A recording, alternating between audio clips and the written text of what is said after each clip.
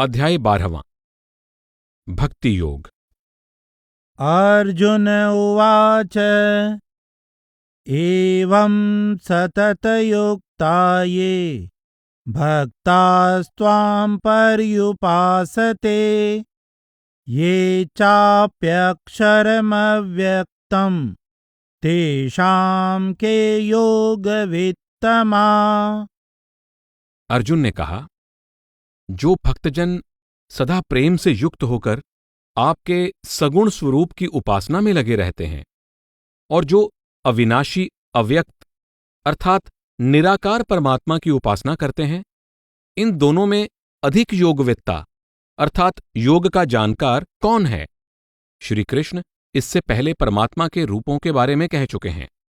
पहला व्यक्तित्व रहित, अनित्य और निरपेक्ष है, जिसका ब्रह्मांड से संबंध नहीं है।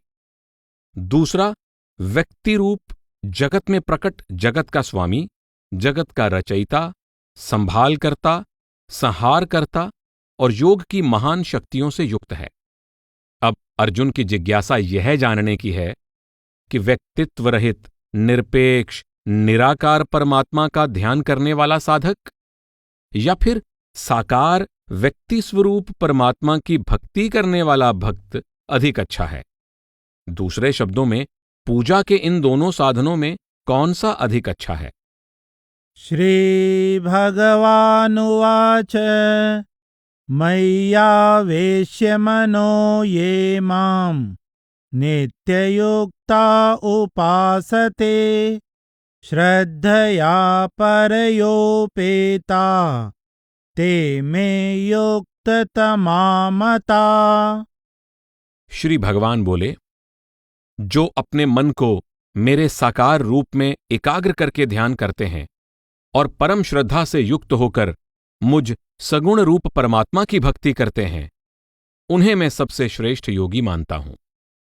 ये त्वक्षरम निर्देश्यम अव्यक्तं पर्युपासते सर्वत्र गमचिन्त्यं च कूटस्थमचलं ध्रुवम् सन्नियम्येन्द्रियग्रामं सर्वत्र समबुद्धय ते प्राप्नुवन्ति मामेव सर्वभूतहिते रता।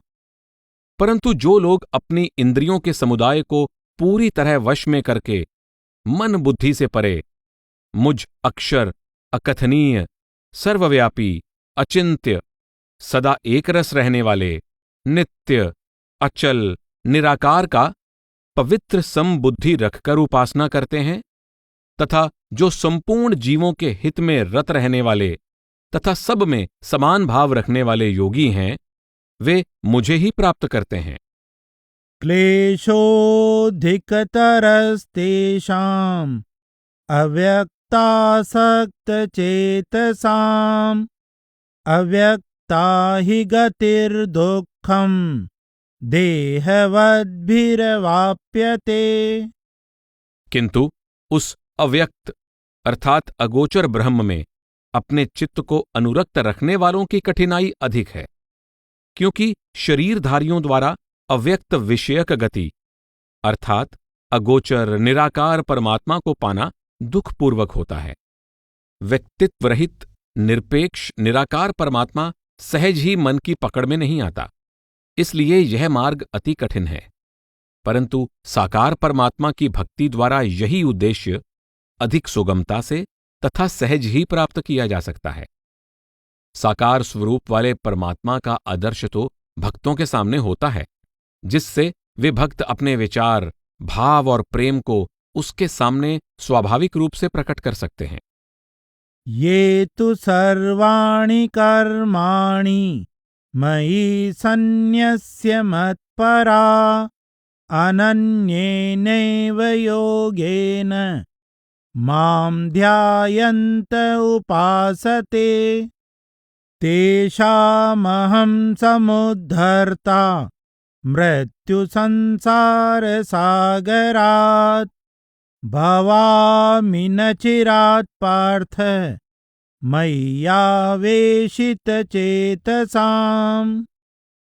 परंतु जो संपूर्ण कर्मों को मुझे अर्पित करके मुझ परमेश्वर का ही अनन्य भक्ति योग से ध्यान करते हैं तथा मेरे परायण होकर मेरी उपासना करते हैं, हे अर्जुन, मुझ में चित्त लगाने वाले उन प्रेमी भक्तों का मैं शीघ्र ही मृत्यु रूप संसार सागर से उद्धार करने वाला बन जाता हूं।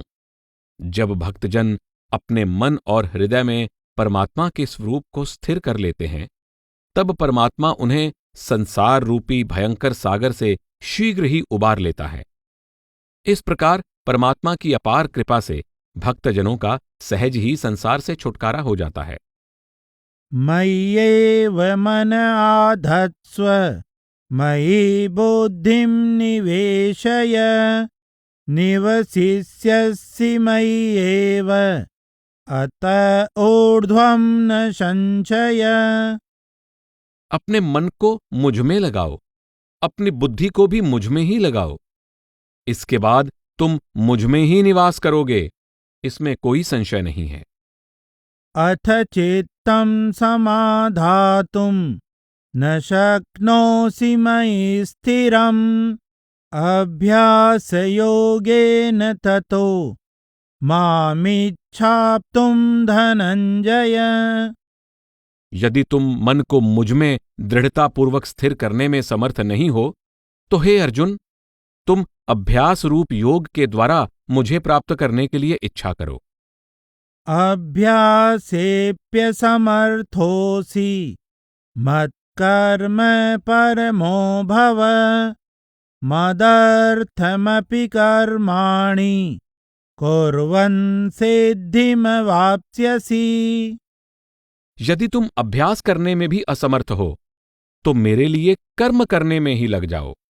मेरे निमित्त कर्मों को करते हुए भी तुम सिद्धि को प्राप्त करोगे।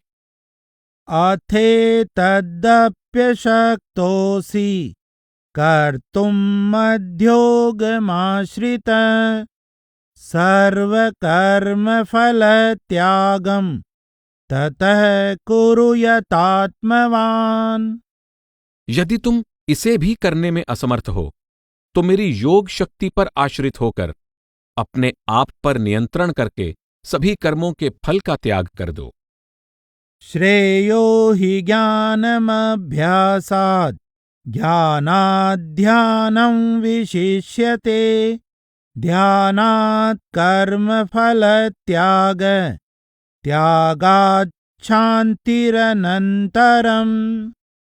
अभ्यास से ज्ञान श्रेष्ठ है, ज्ञान से ध्यान श्रेष्ठ है, ध्यान से सब कर्मों के फल का त्याग श्रेष्ठ है, क्योंकि कर्म फल के त्याग से शांति प्राप्त हो जाती है। परम शांति या मुक्ति की प्राप्ति के लिए यहां 4 साधन कहे गए हैं। स्मरण अर्थात सुमिरन करने का अभ्यास, परम सत्य का बौद्धिक ज्ञान, परम सत्य का अंतर्मुख ध्यान और कर्म फल की इच्छा का त्याग शीघ्र फलदायक होने के आधार पर इन सबको क्रमशः एक दूसरे से श्रेष्ठतर कहा गया है। इसलिए अर्जुन को सबसे शीघ्र फल देने वाले निष्काम कर्म को परम शांति के साधन के रूप में अपनाने का उपदेश दिया गया है। मनुष्य के दुखों का मूल कारण इच्छा ही है, और यह इच्छा कर्म फल की इच्छा का त्याग करने से समूल नष्ट हो जाती है। अद्वेष्टा सर्वभूतानां मैत्रः करुण एव च निर्ममो निरहंकार समदुःखसुखक्षमी। जो सभी के प्रति द्वेष भाव से रहित है, जो सबका मित्र है, जिसके हृदय में करुणा है, जो ममता अर्थात मैं मेरी और अहंकार से रहित है, जो सुख दुख में समभाव धारण किए रहता है और क्षमावान है। संतुष्टः सततं योगी यतात्मा दृढ़निश्चय मय्यर्पितमनो बुद्धि यो मद्भक्तः स मे प्रिय। जो सदा संतुष्ट रहता है तथा मन इंद्रियों आदि को वश में किए हुए है, जिसका मेरे प्रति दृढ़ निश्चय है, इस प्रकार अपने मन बुद्धि को मुझे अर्पित करने वाला मेरा भक्त मुझे प्रिय है। यस्मान्नो द्विजते लोको लोकान्नो द्विजते च यः हर्षामर्षभयोद्वेगै मुक्तो यस च मे प्रिय। जिससे कोई भी जीव व्यथित अर्थात परेशान नहीं होता और जो स्वयं संसार के किसी जीव से उद्वेग को प्राप्त नहीं होता, तथा जो हर्ष, क्रोध, भय और उद्वेग अर्थात घबराहट से रहित है, वह भक्त मुझे प्रिय है। अनपेक्ष सुचिर्दक्ष उदासीनो गतव्यथ सर्वारंभ परित्यागी यो मद्भक्त स मे प्रिय। जिसकी कोई सांसारिक आकांक्षा नहीं है, जो शुद्ध है, अपने कार्य में दक्ष है, संसार के प्रति उदासीन है और दुखों से बेपरवाह है, जिसने शुभ अशुभ कर्मों का आरंभ से ही परित्याग कर दिया है, ऐसा भक्त मुझे प्रिय है। यो न हृष्यति न द्वेष्टि न शोचति न कांक्षति शुभाशुभ परित्यागी भक्तिमान्य स मे प्रिय। जो न कभी हर्षित होता न द्वेष करता है, न शोक करता है न कामना करता है, और जो शुभ अशुभ संपूर्ण कर्मों का त्यागी है, वह भक्ति युक्त पुरुष मुझे प्रिय है।